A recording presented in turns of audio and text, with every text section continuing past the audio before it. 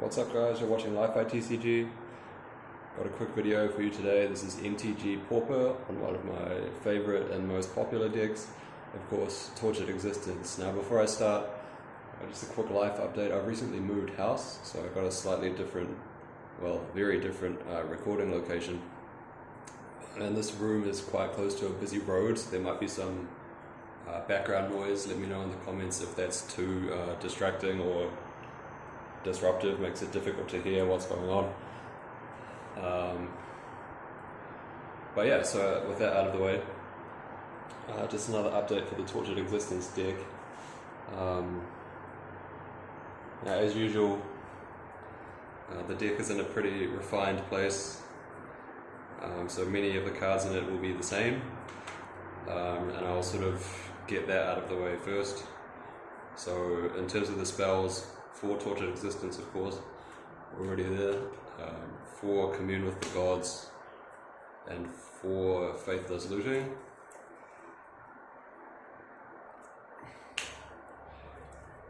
Pretty straightforward. Then the lands, and again this is all the same as my previous few videos.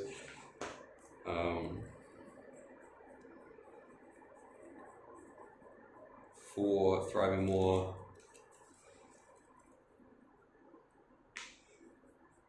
4 Ash Barrens, 4 Golgari Rot Farm,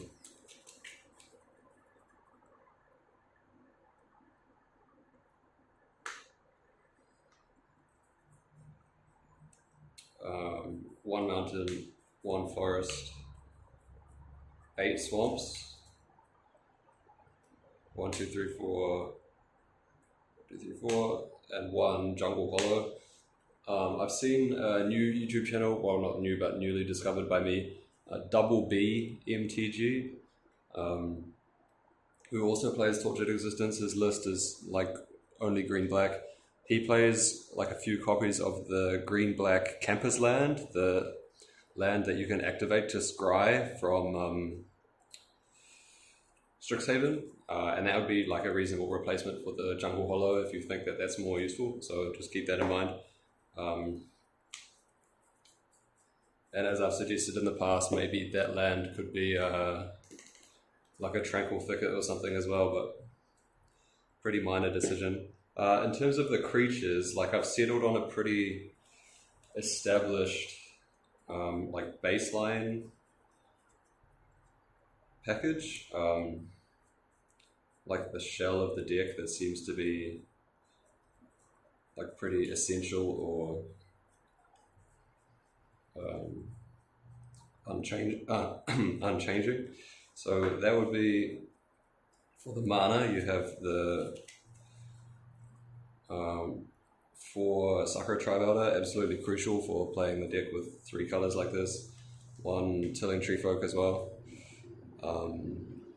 For the graveyard stuff, you have the dredges, so 2 Stinkweed Imp, 3 Golgari Brownscale, and then in terms of your like workhorse cards, your like main role players in the deck, you have 3 Crypt Rats and 3 Gorgon Recluse. So Crypt Rats is a like board control, can be a win condition by dealing damage directly to the opponent. Gorgon Recluse, also board control, good for blocking, good for attacking. It's card advantage with Tortured Existence. Both of those cards are like very solid like role players in the deck. So that only those cards pictured what I would consider like the main core shell of the deck. Now of course, like there are other cards that you can think of that you think, well, surely you want to play something like Spore Frog in the deck, and yeah, like probably you should, but that's still more of like a metagame call, or you know, it's obviously a more situational card, right? Like it's very matchup dependent whether that's good or not. Whereas all the cards shown here right now are like what I would consider pretty effective, like in general. So yeah, so the rest of the cards haven't used that 4, 8, 9, so we'll get to that now. What you will recall usually in the deck, as I've played it in the past with the Faithless Looting, is that you want more madness creatures. So 3 Gorgon Recluse, that's some, but probably the deck should have more, because you just want to be able to make sure that you're getting some value out of your Faithless Looting when you play it. So in the past, that's typically been like 2 or 3 copies of Grave Scrabbler, which is a fine card. You definitely see it in most builds of Tortured Existence. But there are other options as well. Most recently, the one that I tried from Modern Horizons 2, of course, was Kitchen Imp, the 4 mana 2/2 flying haste with madness for 1 mana. I thought that card was maybe not so great, and the reason I explained for that was on defense it's not necessarily so great. I think 2/2 flyer is like specifically good versus Delver of Secrets, but many other things in Pauper are like too big to worry about, or you're playing anything against the deck, like, I mean, not too big to worry about, too big for a Kitchen Imp to deal with, or your opponent's playing a deck like Tron or Familiars or something where it simply doesn't matter. 2/2 flyer is good versus the Furies decks, for example, because it's good versus Ninja, things like Fury Seer, Spellstarter Sprite, but you're already pretty favoured in those matchups already anyway with the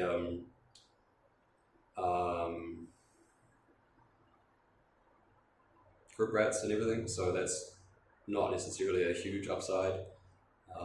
So I just, in the previous video, I went back and I said, well, Kitchen Imp didn't impress me, I'm going to keep playing Grave Scrabbler instead. But the kind of revelation I've recently made is that there's another option that we can look back to use in the deck that's been sort of forgotten about, and that's Basking Rootwalla. So for those of you who don't know what this does, which hopefully shouldn't be many of you, it's a green for a 1/1 lizard. You can pay 1 and a green to give it +2/+2 until the end of the turn.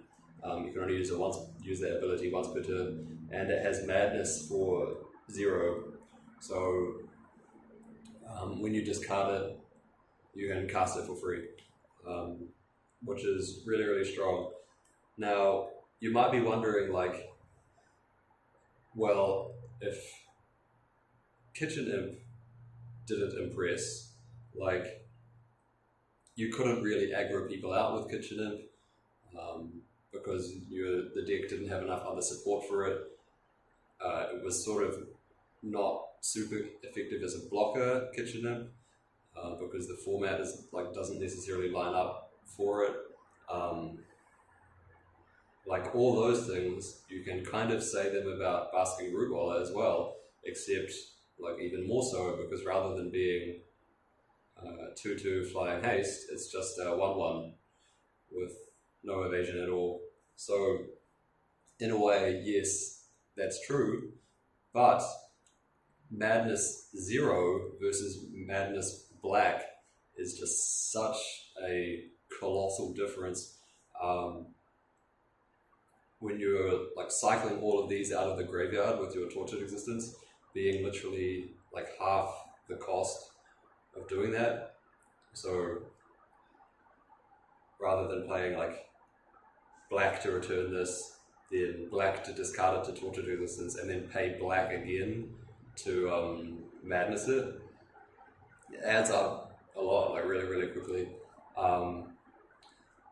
Whereas when it costs 0, it's so much easier to do. Like if you have a few of these in the graveyard, you pay black with Tortured Existence, madness this, get another one back, pay black, madness again, and it's so much cheaper than you would do that with Kitchen Imp. In terms of being like an attacker and a blocker, not having flying can of course be relevant, but the fact that you can buff this up to make it a 3/3 is actually very, very strong, and it's sort of an ability that you can easily forget about, especially if you're more used to thinking of this card like in Legacy, where it's basically used as just like a Vengevine enabler,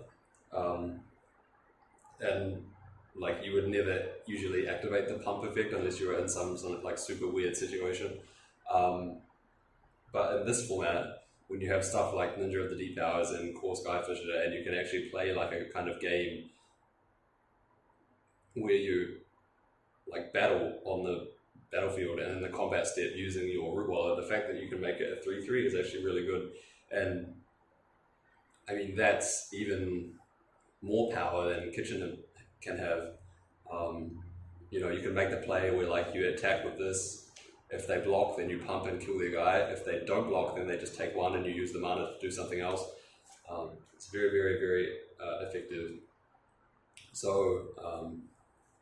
and on defense, when you're bringing it back just to chump block with, it does that much more cheaply than Kitchen Imp, which is important. When you want to like go aggro, like you can swarm the board with multiples much more cheaply than you can with Kitchen Imp. The other thing, the fact that it costs no mana, not only working with Tortured Existence, but also with Faithless Looting. So one play that the deck commonly makes is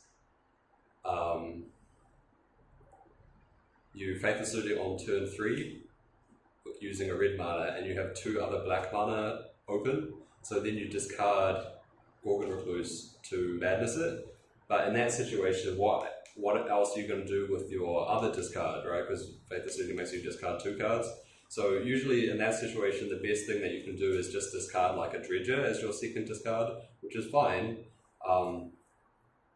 But it's like not using Faithless Looting to like its full potential. Whereas if you have like Gorgon Recluse plus Basking Rootwalla, like now suddenly you have like a much bigger battlefield presence. So that's relevant. The other thing that's nice about Basking Rootwalla is that you can do this play like as early as turn 2. So forget about the Golgari Recluse. Now you turn 1, you Ash Barrens, or you play your Thriving Moor, getting red. Now you can Faithless Looting on turn 2, pitch 2 of these. Now like 2 1/1s maybe isn't going to be doing a whole lot to win you the game by themselves, but that's basically like a 1 mana raise the alarm, like put together with the draw 2 and everything. So it does help in terms of like chump blocking for a couple of turns to like help you not die while you set up, all of that kind of thing. So and leaning more in this direction of like having a way you can play to the board earlier, you can just play the Rootwalla for 1 mana, which is the thing that Kitchen Imp can't do. So even though it's like green, which is one of your splash colors, it's a bit harder to make than black. It should be relatively easy to like cast these on turn 2 onwards very easily, because I mean you're planning to do that anyway with your Sakura-Tribe Elder. It's like how the deck works. So you can just play these very early and to have like a thing that you can block with, which matters. So one of the things about the deck in the past that I didn't like was that you had to play, for example, Fume Spitter, because you just needed some way to like fight on the battlefield from early that didn't cost you much mana, because otherwise you could just simply get run over too easily if like you're not planning to do anything until you play Crypt Rats, or maybe you just don't find the Crypt Rats. You need additional copies of things that can interact on the board.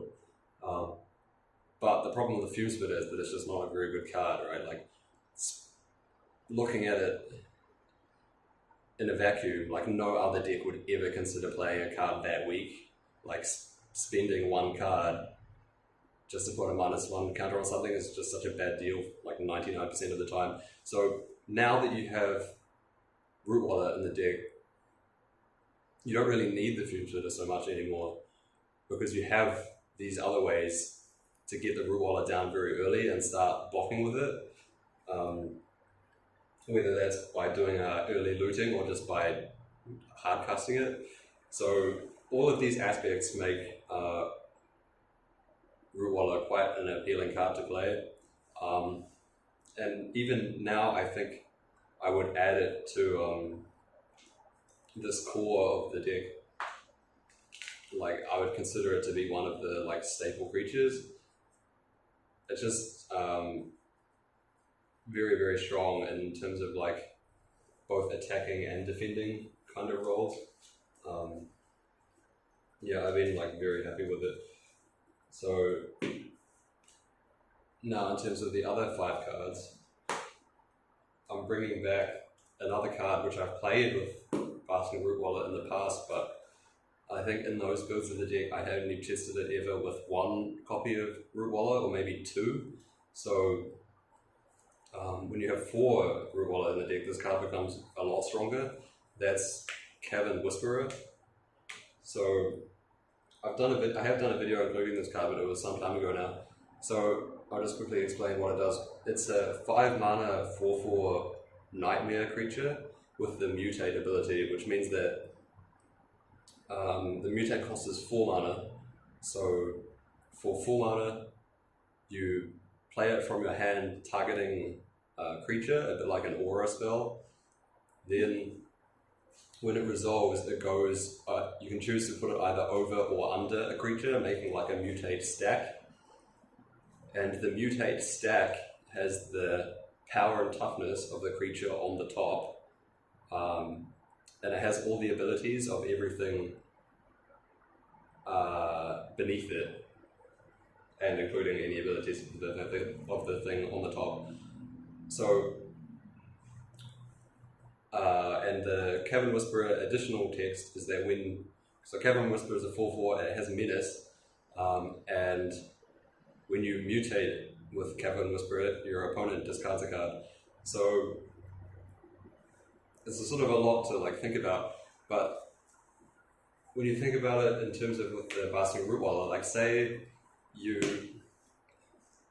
like at the end of your opponent's turn, you use Tortured Existence to make a Rootwalla, right? And maybe you, at the same time, you use the Tortured Existence to put the Cavern Whisperer back in your hand. Now it's your turn, you untap with your Rootwalla. You play 4 mana, you mutate the Cavern Whisperer onto the Rootwalla. Now your opponent discards a card because you Cavern Whisperer text. This can attack straight away because it's the same game object as the Rootwalla, which has been in play your entire turn. You can attack immediately for 4/4 menace. That's very, very aggressive. And it can quickly turn a game around in a way that almost no other card in the deck can. Like,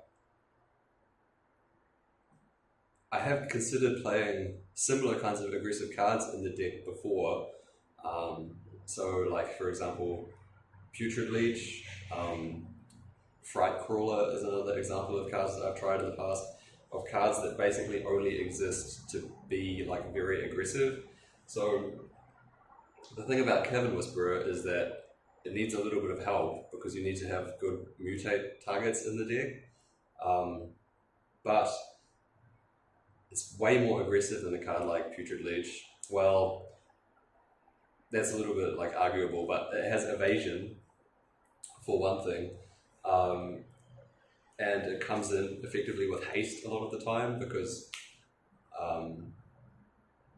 whatever you mutate onto can then attack immediately as long as you've already controlled it. So it's a very, very highly aggressive card. But the thing that Cavern Whisperer does that those other cards don't, so like Putrid Leech for example, is that it also has the like Ravenous Rats text. When it comes into play, your opponent discards one. So that gives you a little bit more mileage versus decks like Burn, for example. Like you don't really have any other good ways to pressure the opponent's hand. And then when you also consider the fact that like if your opponent doesn't want to discard a card, when you mutate, your opponent can in response kill the mutate target, and if they do that, it doesn't counter the whole spell. Your 4/4 just enters the battlefield without mutating. So in that case, your opponent doesn't discard one, but they wasted a card to get rid of your Rootwalla, which is usually a good exchange for you anyway. So there's a lot of upside. So yeah, so it's extremely aggressive in a way that like many other cards in these colors in Pauper just aren't. It pressures the opponent's hand quite well. And that's basically all there is to it. So it's just like a very strong card that can like quickly turn a game in your favor. So there's not too much more to explain about it. So in terms of like targets for mutating onto, so you keep all the abilities of the stuff in the mutate stack underneath. So like that kind of. So with Rootwalla, it keeps the pay 2 mana to give it +2/+2. So you can make your Cavern Whisperer a 6/6 menace, which is really relevant because of course Pure Mag Angler is a 5/5. So that matters a lot. Also, it kills your opponent much more quickly if you do that. So that's the thing your opponent can sometimes forget about. And another nice trick that the deck can do is if you mutate onto a Crypt Rats, now you have a 4/4 creature with the Crypt Rats ability. So if you activate it for 3 damage or less, it doesn't die. So you can just keep it around and keep either like burning down your opponent or just wiping the board of small creatures permanently. That's a pretty nice trick as well. Of course, you don't actually do that very often because like if you untap with the Crypt Rats, usually you want to activate it straight away. And in that situation, having the mana to like mutate your dude onto it first is probably not very likely. So you want to Crypt Rats for 3 and also mutate, that's 7 mana, which is probably not going to happen if in a situation where you really want to activate your Crypt Rats. But it can happen, and it's like very hard for a deck like Elves to win from that spot. So worth keeping in mind. The other thing that you probably should remember is that you can't mutate onto a human, which the deck doesn't have many copies of, but Thorn of the Black Rose is a notable human. So that's worth thinking about. So yeah, so that's the Cavern Whisperer. Pretty strong. I've even played like 3 of this card before, but it's probably a little bit overkill. You probably don't need that many.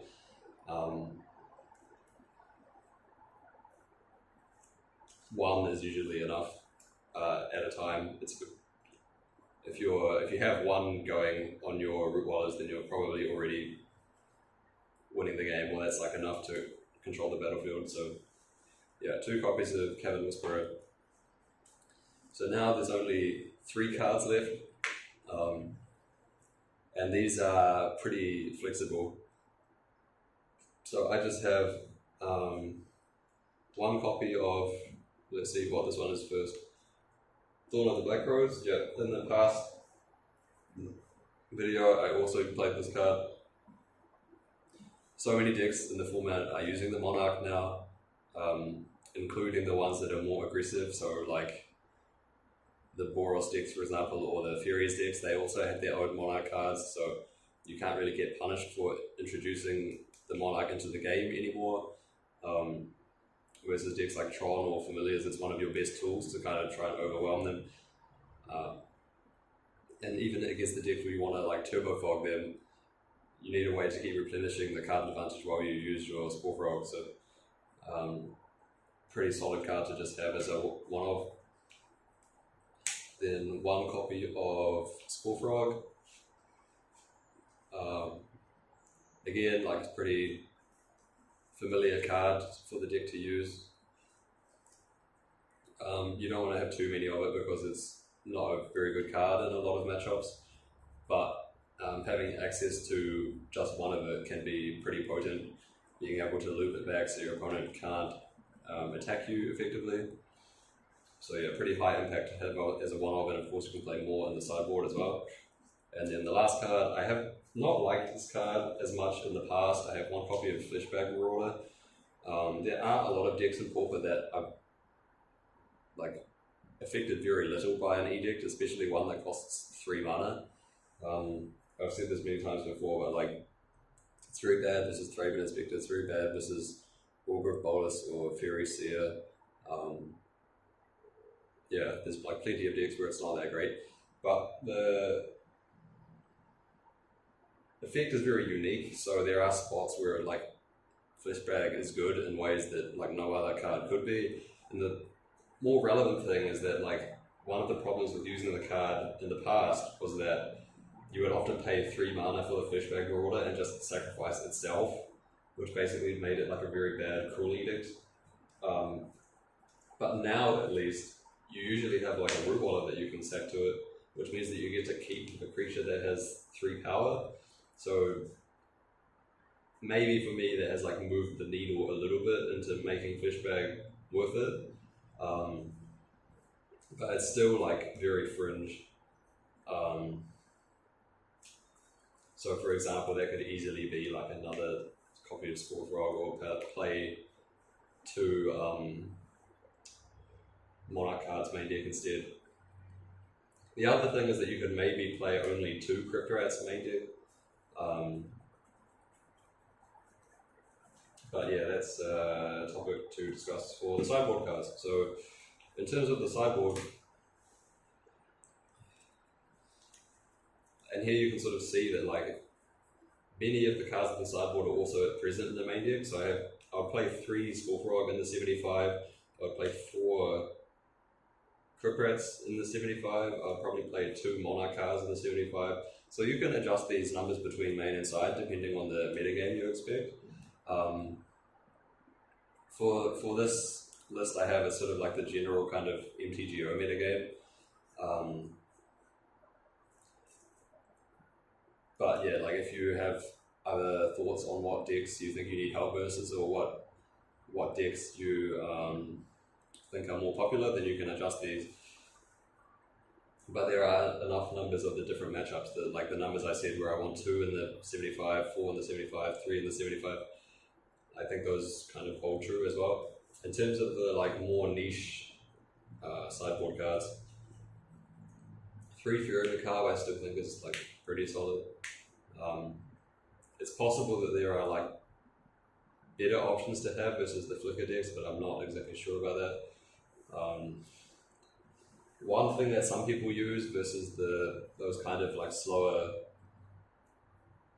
control combo decks is Thought Picker Wish, which also gets much stronger when you're playing 4 Rootwallas in the deck, but I still don't know if that card's very good. It's definitely more on my radar now that I think the Basking Rootwalla is a strong card, but I still don't know whether that's worth it or not, but I think it's at least worth mentioning. Extra life gain, so I have the 2 life gain cards, the North from the Bone and the 4th Brownscale. Brownscale, again, another example of a card where it's present in the main and the side, so you just have to sort of like adjust the numbers based on what you expect to face. And then I have sleeved up a second Fleshbag Marauder, which I think is alright. It's kind of a card where like if you expect the first copy to be okay, then probably you want one in your sideboard as well. But like if you would decide that like the card's just not good and you shouldn't play any. As like a sideboard plan versus decks like Bogles or Heroic, it can be a little bit hit or miss. I don't know if that's correct either, but it's just something to keep in mind. And then for the last few cards, I have Wickerbough, Elders, and like removal spells. So Maya's Grasp or Viper's Kiss. Again, like the issue with this deck right now is that the affinity matchup is just not very good.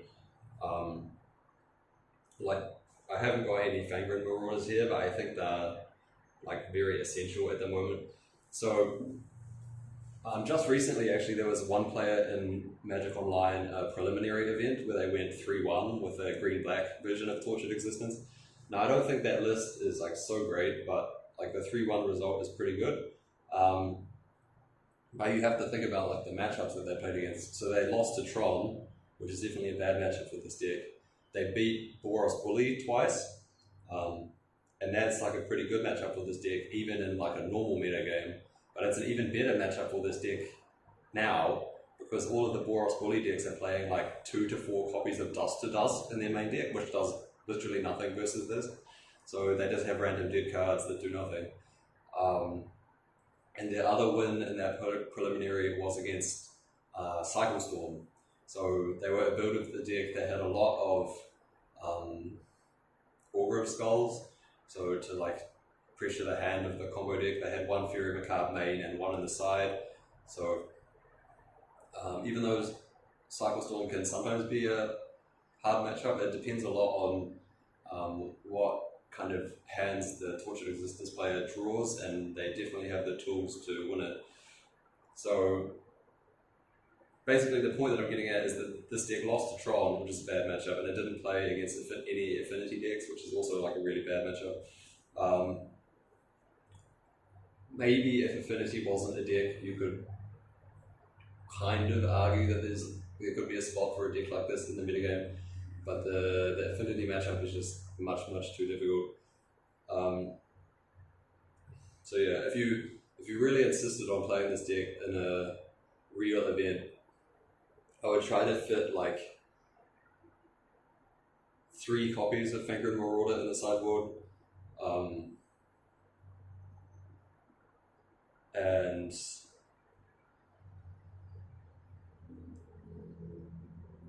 yeah, you probably have to do that. And also not expect to still do that well, because like 6 mana is still a lot, and the affinity can easily kill you before you can get to there. So yeah, so the summary overall of this video is that like Rootwalla is a really good card. Even if you didn't want to play Cavern Whisperer, I still would play the 4 Rootwalla. And I think Cavern Whisperer, like, even though it's the kind of card that like doesn't seem like it does anything special, I would say. Like it just attacks well and it makes them discard a card. But I think that, you know, like there are some games that you lose just because your deck is like a little bit too dirtily, or it doesn't have a good way to close the game. So I think having a card that does that is fine, especially one that takes a card out of their hand when you play it. So yeah, that's where I'm at. And then the main deck, you sort of have to decide what mix, because now the flex slots in the main deck are just like these 3 spots. So you have to decide whether you want to play like 1 of each main, or you relegate that to the board and you play like 2 Monarch cards and the Frog. You know what I mean. So that's the situation for the main deck. And then for the side, again, you have to find a way to fit the Fangren Marauders in here. Like maybe 3 Faerie Macabre is too many. You can like trim 1 to fit a Fangren Marauder there, or like maybe like these are bad enough versus affinity and the Bogles isn't that popular, so maybe you just cut these for Fangren Marauders. You know, you just have to make that kind of decision, and then hopefully wait for them to ban something from that deck, because it seems to be having a little bit too much success right now. Anyway, let's stop rambling. This has been Li-Fi TCG, Pauper, Tortured Existence, signing up.